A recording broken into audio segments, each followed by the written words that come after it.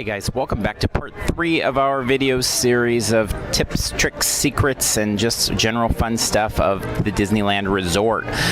If you have not started with videos 1 and 2, I suggest just pressing stop here and going back and finding that. We started out with a general video to talk a little bit about what the series and what the plans for it were, and then some general tips, and then part 2 was Main Street. And now we're going to move into Adventureland. Adventureland, to me, is one of the richest of the lands in all the Disney parks, just because of the amount of history it has and ties back to the roots of what Walt had planned and what he kind of wanted it to be. So much of what happened on TV with the True Life series and all of that, we can trace it back to Adventureland and a lot of the fun things happening in here. So obviously lots of updates since then with Indiana Jones, things like that, Tarzan obviously.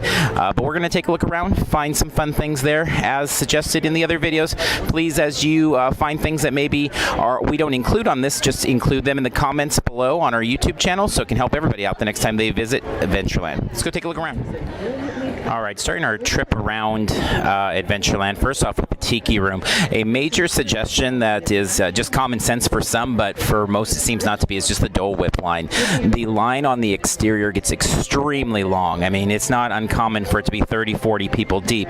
Meanwhile, inside you can come right in, and this is about as long as we usually see the line. Not that that's, the shortest thing in the world, but much better than what you could find outside right now, which as we came in here was bending around the corner almost to Aladdin's Oasis.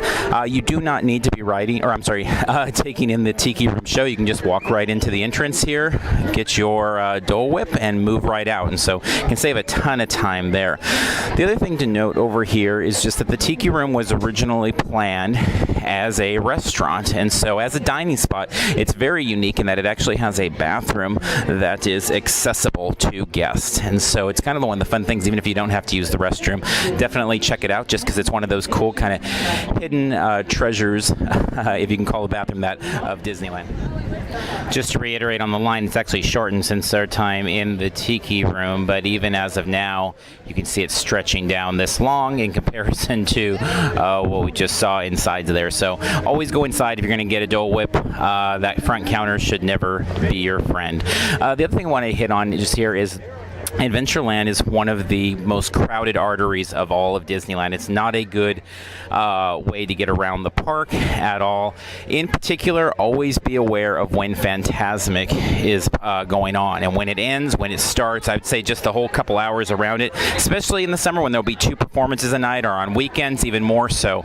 It's really difficult to get around. People are heading this way to get to New Orleans Square, obviously to get to Adventureland as well, sometimes to cut into Frontierland, and also to get over to Critter Country. And then when you mix Fantasmic into that, it is just an absolute mess. So even if you have no interest in seeing Fantasmic, which if you haven't though, it's a great show to see, but even if you have no interest in that, always be aware of the times of the show and really keep clear of this area and find alternate routes. For example, going through Frontierland can be a little bit better. It still gets really messy around Fantasmic times, but even more so cutting up Frontierland to head over to something like Fantasyland up by Fairy Tale Theater. If you just take this route straight through, it makes it a very easy way to traverse the park to get really anywhere. Even if you're going to go back to the Thunder Ranch type area, or even Thunder Mountain, it might be a better route sometimes, even though it's a longer walk, than to get caught in the frustration of the masses this way. All right, next up on our little trip around here is Aladdin's Oasis. This is an interesting area just because it can be a nice break away from the crowds depending on what's going on. So right now, actually, they are selling the Fantasmic packages, so it's kind of closed off from just normal use. You have to buy one of the packages. We'll talk more about Fantasmic when we get to that part of the video series. But anyway, there are parts of time throughout the year that this has been very accessible, and regardless, there's always another kind of hidden bathroom back here that is easily accessible and often not very crowded in comparison to the bathrooms right over here, which are usually the ones everybody travels to, right in the connector between Frontierland and Adventureland. So especially for women using the restroom in a Tiki room or over here will be far preferable in terms of wait times normally to what is usually one of the most crowded bathrooms in all of Disneyland, right there. All of them obviously super close to each other too, so that's just why I'm kind of pointing them out, because if you really need to go, time can be the difference, and also it just adds time to your trip. Obviously, if you're not standing in long lines to use a bathroom, you don't want to waste time in bathroom lines when you can be using the time maybe a little bit better in a line for one of your favorite rides. So a trip to Disneyland is complete without a ride on the Jungle Cruise. I don't really think it is. And so if you're one of those people that are only going to make it out here a few times a year, it's a definite part of the experience. Very different than Disney World's, and so you want to make sure to hit this ride. That being said, lines can get really difficult here. We can see it winding through the top of the station right now, and we are just recording this on a weekday in February. So I mean, this isn't any kind of prime season, and they're quoting it as a 40-minute wait right now. So although it is not the original ride that Walt came up with, it doesn't have real animals or things. There's a lot of really cool history. As you're sitting in this line, definitely just Google the Jungle Cruise and check that out because there's a lot of fun stuff there. We're not going to go into that, but I just wanted one kind of practical trip. So as you're making your way through the line and you go up and down and everything else, as you come to that final stretch, which is going to put you right along the harbor where the boats are, kind of on the other side of where these people are, you have to make a choice. You can either go right or left, and that will load you on one of two sides, normally two, or I shouldn't say one side of the boat, it will load you just into the boat. But what normally, if you are on the right, it will be a longer line. It will be slower, takes much longer. We found oftentimes it'll put us on a whole separate boat than if we go left. So if your only goal is quick boarding, just jump in that left line and you will get on there at least, I'd say, about 10 people quicker than the person behind you that goes to the right. That being said, if you want better photo and video opportunities, go on the right. So we used to think, oh, why would anybody ever do the right? That's so silly. You can tell it's going to take longer. And then when we started doing video and photo, and we noticed like when things like Jingle Cruise would occur for Christmas, we just definitely had to wait it out and go on the right, because that's really the only way to get great shots of many of the scenes. There's many less photo opportunities unless you're okay with having a bunch of heads in them if you go on the left. So if you want a quicker trip onto the Jungle Cruise, when you come to that final stretch, choose the path to the right. If you want, to the left, and if you want better photo ops, video ops, go to the right. Another fun hidden gem that's absolutely hidden away, but for history fans, is the Dominguez tree, which is back here. It's a date palm tree right by the Indiana Jones Fast Pass area. And so it stretches up super high into the sky there. They actually built the Jungle Cruise station around it. Long before Disney ever owned this land or did anything with this land, there was the Dominguez family, which owned a farm here.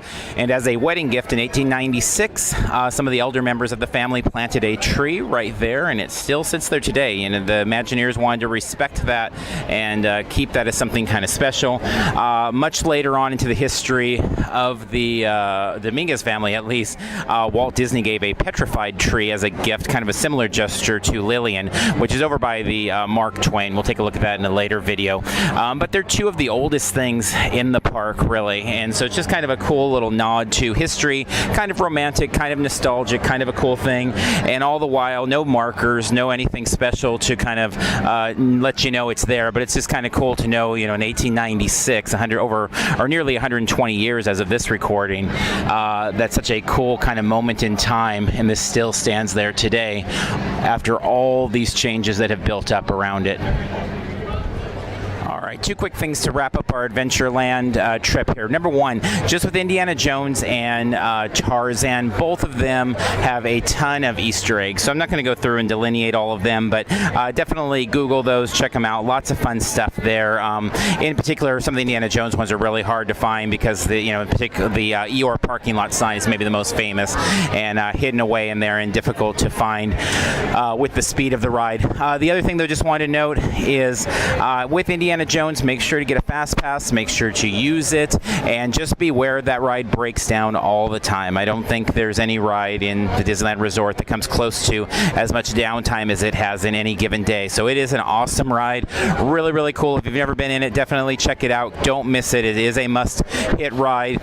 The line is great. Don't be worried if you've heard about the amazing queue. Don't worry about the fast pass taking you out of that, because really all the fast pass does is move you past the external queue. You still get to kind of play around with all the cool things in there. But definitely before you go in, there will be no reception in there. So before you do go in, make sure that you Google those little notes and keep them on a notepad there. So we'll wrap up our time here in Adventureland. Hopefully some of those tips, tricks, secrets are fun and new to you, or just maybe reminders. As we've said from the outset with these videos, we may miss things. I'm sure we did miss things. The goal is not to put every single secret tip, whatever, in here. It's just to kind of give something to a starting point. So things that we miss that you may be about to, throw your iPhone or hit your computer screen, if there's something that we miss in Adventureland that you just think is the coolest thing ever or the best trick ever that we did not include, please include it in the comments below to help out other viewers as they do it. We're going to update these videos as we go throughout the years, but we want to keep it as current as possible, and if there's something important that we missed, please add it in there. So we're going to go ahead and wrap up from here for Adventureland. Until next time, we'll see you in line somewhere.